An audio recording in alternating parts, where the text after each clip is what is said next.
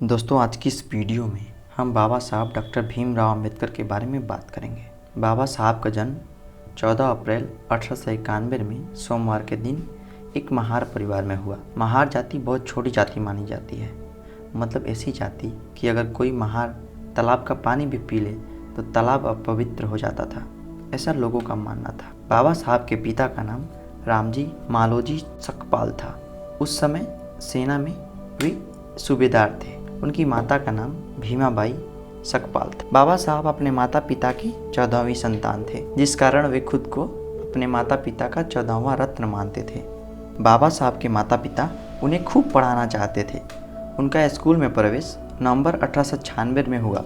यह संभव तभी हुआ क्योंकि उनके पिता सेना में सूबेदार थे। 1907 में वे मैट्रिक की परीक्षा पास किए। उस समय महार जाति में मैट्रिक की परीक्षा पास करने वाले वे पहले व्यक्ति थे। जनवरी 1913 में वे बम्बई विश्वविद्यालय से बीए की परीक्षा पास किए। बाबा साहब के मैट्रिक के बाद पढ़ाई का सारा खर्च बड़ौदा नरेश द्वारा दी गई स्कॉलरशिप से चल रहा था। बाबा साहब बीए कर चुके थे। उनके पिता चाहते थे कि उनका बेटा अंग्रेजी सरकार की नौकरी करे। वे उसके लिए गवर्नर के पास भी जाने के लिए तैयार थे, लेकिन बाबा साहब इस बात पर अड़े रहे कि वे बड़ौदा रियासत की नौकरी ही करेंगे। उनका मानना था जिस रियासत ने उन्हें इस मुकाम तक पहुंचाया, वे उसे कैसे भूल सकते हैं। बाबा साहब 23 जनवरी 1913 को बड़ौदा नरेश से मिले और नौकरी की बात की।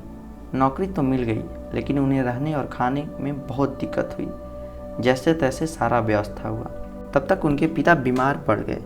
बाबा साहब को सब छोड़कर गांव जाना पड़ा। जैसे ही बाबा साहब अपने पिता के पास गए, उनके पिता उन्हें एक झलक देख के 2 फरवरी 1913 को अपना प्राण त्याग दिए। बड़ौदा नरेश बाबा साहब की योग्यता को जानते थे, इसलिए वे बाबा साहब को रियासत के स्कॉलरशिप के पैसे से विदेश पढ़ने की बात की। बाबा साहब तुरंत हाँ कर दिए। वे 20 जुलाई 1913 को जहाज से न्यूयॉर्क के लिए निकले। 8 जून 1927 को वे कोलंबिया विश्वविद्यालय से राजनीति विज्ञान से पीएचडी की डिग्री पूरी किए। उसके बाद वे लंदन स्कूल ऑफ इकोनॉमिक्स से लॉ में एमएससी के साथ डॉक्टरेट की भी डिग्री पूरी किए। बाबा साहब भारत के पहले व्यक्ति थे जिन्हें विदेश में इकोनॉमिक्स में डॉक्टरेट की डिग्री मिली। बाद में स्कॉलरशिप खत्म होने पर उन्हें पढ़ाई बीच में छोड़कर आना पड़ा और कुछ सालों बाद पैसा इकट्ठा करके फिर से विदेश जाकर पढ़ाई पूरी किए। विदेश से आकर वे अपने समाज के लिए कुछ करना चाहते थे। वे आते ही दलितों के लिए सत्याग्रह करना आरंभ कर दिए। वे चाहते थे कि सभी को समान अधिकार दिए जाएं।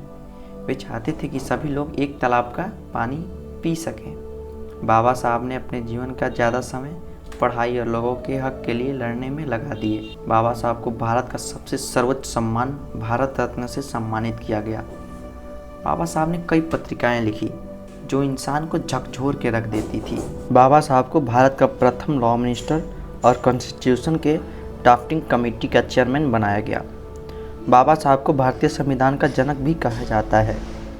बाबा साहब ने कहा था, अगर मुझे लगेगा कि कॉन्स्टिट्यूशन का मिसयूज हो रहा है तो मैं इसे जलाने वाला पहला व्यक्ति होऊंगा। बाबा साहब की कुछ महत्वपूर्ण सोच। पहला, बाबा साहब के अनुसार किसी व्यक्ति के व्यक्तित्व और चिंतन को समझने के लिए जरूरी है कि वह जिस रास्ते पर चल कर गया है उसके पदचिन्हों के पीछा किए जाए। दूसरा, बाबा साहब के अनुसार एक जिम्मेदार आदमी में पुनर्विचार करने और विचारों को बदलने का साहस होना चाहिए। तीसरा, बाबा साहब को जब कोई नई जानकारी मिलती थी तो वे उन्हें अपने पुराने विचारों को बदलने या संशोधित कर लेते थे। चौथा, कोई कितना भी योग्य क्यों न हो, यदि उसके निष्कर्ष अम्बेडकर को प्रभावित नहीं कर सकते तो वे उन्हें सार्वजनिक रूप से तुरंत नकार देते थे। दोस्तों, आप सभी में से शायद ही कोई ऐसा होगा जिसको यह बात पता होगी। बाबा साहब के पास एक पर्सनल लाइब्रेरी थी जिसमें लगभग 50,000 किताबें थी। यह वर्ल्ड की सबसे बड़ी पर्सनल लाइब्रेरी थी। आई होप आपको वीडियो पसंद आया होगा। Please like and subscribe our YouTube channel.